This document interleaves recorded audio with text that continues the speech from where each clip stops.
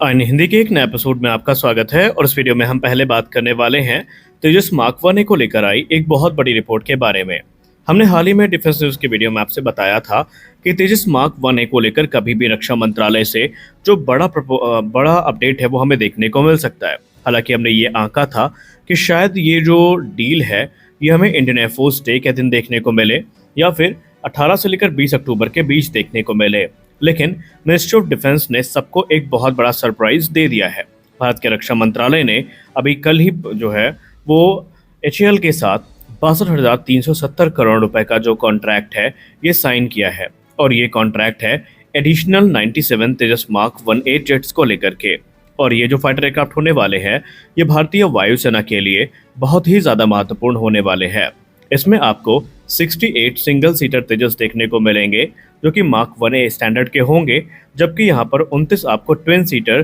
Trainer variant देखने को मिलने वाले हैं। अब ये जो ट्रेनर वेरिएंट है ये भी मार्क वन ए स्टैंडर्ड के ही होने वाले हैं। पहले ये अनुमान लगाया गया था कि शायद ये जो ट्रेनर वेरिएंट होंगे ये मार्क वन स्टैंडर्ड के होंगे, लेकिन ऐसा बिल्कुल भी नहीं है। और कुछ लोगों के मन में काफ़ी भ्रम है क्योंकि डिफेंस कम्युनिटी में हमने कमेंट सेक्शन में देखा है कि लोग ये आर्ग्यू करते दिखे कि क्या जो ट्रेनर वेरिएंट है ये capability wise mark one a single seater variant के बराबर होंगे। तो जी हाँ, पूरी तरीके से बराबर होंगे क्योंकि टेक्नोलॉजी दोनों की सेम है, दोनों के स्पेसिफिकेशन ऑलमोस्ट सेम है। तो ऐसे में हम ये नहीं कह सकते कि कोई किसी से कमतर है, बल्कि दोनों एक दूसरे के संपूरक की भूमिका निभाएंगे।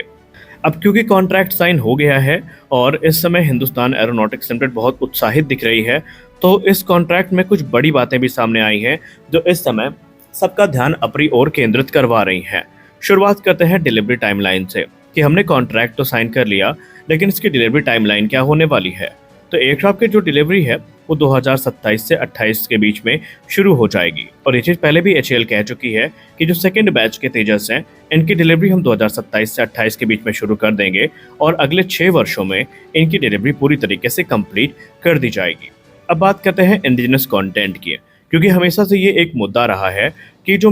एडिशनल तेजस के बैच होने वाले हैं इसमें हमें जो इंडिजिनस कंटेंट है उनका परसेंटेज काफ़ी हाई देखने को मिलेगा। तो जी हाँ, एचएएल ने इसकी पुष्टि कर दी है कि ये जो सेकेंड बैच के तेजस मार्क वन ए होने वाले हैं इसमें इंडिजिनस कंटेंट का जो परसेंटेज है ये 64% से ऊपर होने वाला है और ये भारत के लिए एक बहुत बड़ा प्लस पॉइंट होगा। आने वाले भविष्य में कई चीज़ें हैं जिन्हें अलग अलग फेजेस में इंडिजनाइज किया जाएगा और इसके लिए जो रोड मैप है वो तैयार हो चुका है। अब यहाँ पर एक और चीज़ है कि जो प्रीवियस डील हुई थी एडिशनल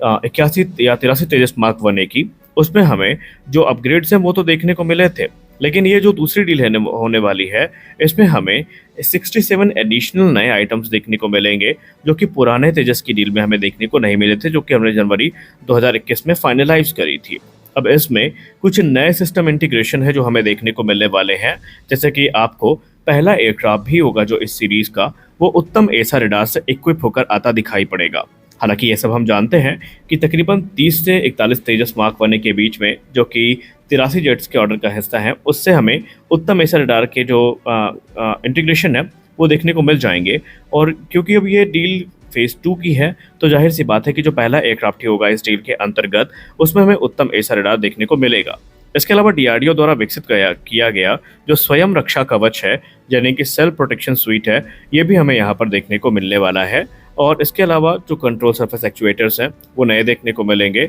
और ये न सिर्फ भारतीय वायुसेना की ताकत में वृद्धि करेगा बल्कि भारत के लिए इकोनॉमिक तौर पर काफ़ी महत्वपूर्ण ये डील है, क्योंकि अगर हम एम्प्लॉयमेंट इम्पैक्ट की बात करें तो ऐसा माना जा रहा है कि ये पूरी की पूरी जो डील है ये 11,750 डायरेक्ट और इनडायरेक्ट जॉब्स को प्रति वर्ष अगले 6 वर्षों तक तकरीबन जनरेट करेगी और इससे जो इकोनॉमिक बेनिफिट है वो भी काफ़ी ज़्यादा मिलेगा। अगली रिपोर्ट में बात करने वाले हैं advance medium combat aircraft programme के बारे में। एडवांस मीडियम कॉम्बैट एयरक्राफ्ट को लेकर हाल ही में हमें एक मेजर सेटबैक देखने को मिला था अगस्त महीने में, जब एक्सप्रेशन ऑफ इंटरेस्ट में जवाब की जो टाइमलाइन है उसको इंडियन वेंडर्स ने मिस कर दिया था और उस समय इस प्रोग्राम को लेकर बहुत बड़े सेटबैक की बात की गई थी। लेकिन उस समय भी हमने यही अनुमान लगाया था कि जो अभी एक्सप्रेशन ऑफ इंटरेस्ट की टाइमलाइन बढ़ाई गई है उसके पीछे कहीं ना कहीं ये कारण हो सकता है कि अभी जवाब तैयार ना हुए हो उन कंपनियों के जो इसको लेकर पार्टनरशिप करना चाहती हैं और इसीलिए शायद जो टाइमलाइन है उसको एक्सटेंड किया गया है। और हमारी जो बात थी वो कहीं ना कहीं सच ही हुई, क्योंकि लार्सन एंड टुब्रो ने एक बड़ी अनाउंसमेंट कर दी है लार्सन एंड टुब्रो ने एक स्ट्रेटेजिक पार्टनरशिप को फॉर्म किया है और ये पार्टनरशिप है भारत इलेक्ट्रॉनिक्स लिमिटेड के साथ, जहां पर वो advance medium combat aircraft programme को सपोर्ट करने के लिए अब तैयार हैं। ये प्रोग्राम भारतीय वायुसेना के लिए बहुत महत्वपूर्ण है और इसमें लार्सन एंड टुब्रो की जो भूमिका है वो भी अब काफ़ी महत्वपूर्ण होने वाली है। ये कंसोर्टियम अब एक्सप्रेशन ऑफ इंटरेस्ट जो नोटिस है उसमें पार्टिसिपेट कर रहा है, जिसे भारत सरकार के तरफ से इशू किया गया था, या यूँ कह लें भारत सरकार की जो एरोनॉटिकल डेवलपमेंट एजेंसी है उसके तरफ से इशू किया गया था। और इसके रिस्पांस की जो अंतिम तिथि है वो रखी गई थी 30 सितंबर को, यानी कि तिथि क्योंकि नज़दीक आ गई है और उससे पहले ही जो कॉन्ट्रैक्ट है ये साइन कर लिया गया है। अब ये जो पार्टनरशिप है ये लार्सन एंड टुब्रो की जो एक्सपर्टी है एरोस्पेस डेवलपमेंट क्षेत्र में उसको यूटिलाइज करेगी एमका प्रोग्राम के लिए, जहां पर लार्सन टुब्रो को भी अपनी महत्वपूर्ण भूमिका निभाने का मौका मिलेगा और इसे काफ़ी महत्वपूर्ण माना जा रहा है, खासकर अगर हम स्ट्रेटेजिक डिफेंस और एरोस्पेस प्लेटफॉर्म के डेवलपमेंट की बात करें। अब सबसे खास बात तो यहाँ पर यह है कि भारत एक ऐसा 5th जनरेशन फाइटर एयरक्राफ्ट विकसित कर रहा है जो कि बड़ी संख्या में खरीदा जाएगा और इस प्रकार के जो कोलैबोरेशन है हमारी आत्मनिर्भर भारत इनिशिएटिव की जर्नी में हमारी बहुत ज़्यादा मदद करने वाले हैं। इस कोलैबोरेशन का उद्देश्य ही होगा कि पब्लिक और प्राइवेट सेक्टर मिल करके एडवांस मीडियम कॉम्बैट एयरक्राफ्ट का निर्माण करें और बड़ी संख्या में उनको बनाएं। अगर हम लार्सन टुब्रो की बात करें तो पूर्व में भी उन्होंने भारत इलेक्ट्रॉनिक्स लिमिटेड के साथ मिलकर के जो महत्वपूर्ण प्रोग्राम है इनको पूरा किया है, फिर चाहे वो लाइट कॉम्बैट एयरक्राफ्ट तेजस प्रोग्राम हो जहां पर ये मेजर एरोस्ट्रक्चर मॉड्यूल्स को सप्लाई कर रहे हैं और क्रिटिकल जो एवियोनिक्स हैं उनको बना रहे हैं, इलेक्ट्रॉनिक सिस्टम को बना रहे हैं, यानी BEL और LNT का जो कोलैबोरेशन है वो नया नहीं है। और अब इस कंसोर्टियम के कंधे पर जिम्मेदारी है अपनी इन प्रूवन एक्सपर्टी और जो टेक्नोलॉजी है उसको एमका के लिए यूज़ करने की। अब इस पर बात करते हुए लार्सन एंड टुब्रो के जो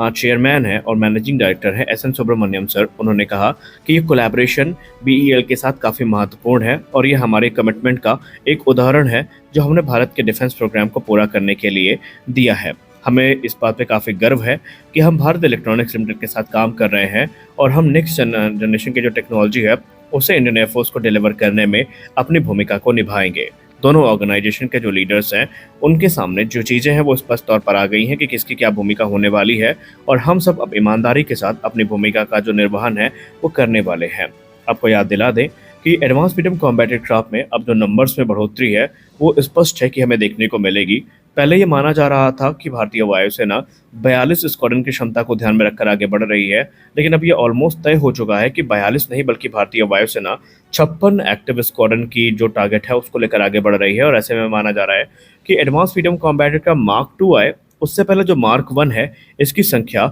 100 को पार कर सकती है। जी हाँ, 100 जो एमका फाइटर्स हैं इनकी संख्या को पार किया जा सकता है, इसका पूर्व अनुमान है और ऐसे में फिर इनकी जो भूमिका है वो और भी महत्वपूर्ण हो जाएगी। तो इस वीडियो में बस इतना ही। आशा करते हैं वीडियो आपको अच्छी लगी होगी। वीडियो अच्छी लगी वीडियो को लाइक करिए, नए हैं चैनल को सब्सक्राइब करिए क्योंकि हम ऐसी अपडेट्स को लेकर आते रहते हैं। तो मिलते हैं अगले वीडियो में, तब तक के लिए जय हिंद।